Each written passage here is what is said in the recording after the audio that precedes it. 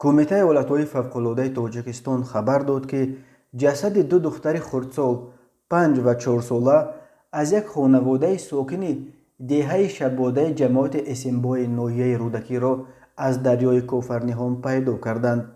این دو کودک نیمه دوم روز 14 اپریل تخمینا ساعت 15 غیب زدند و خویشاوندان ساکنان دهه جسد یکی از آنها را یک روز بعد روز 15 اپریل ساعت 14:30 تخمینا 20 کیلومتر پایین‌تر از منزل زیستشان در ساحل دریای کوفرنهان در نزد دهه گلبادام پیدا کردند.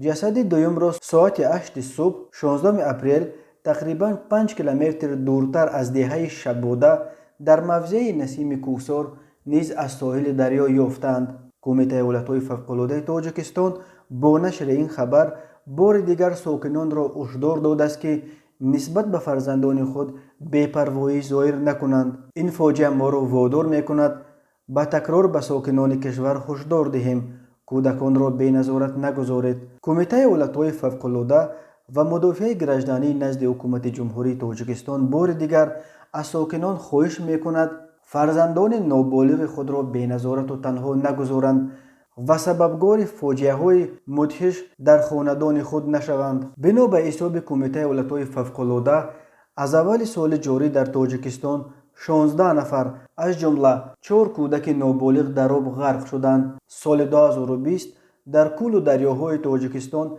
107 نفر غرق شدند که 33 نفر یا 3.8% این قربانیان نابالغان سنش از 4 تا 17 ساله بوده است.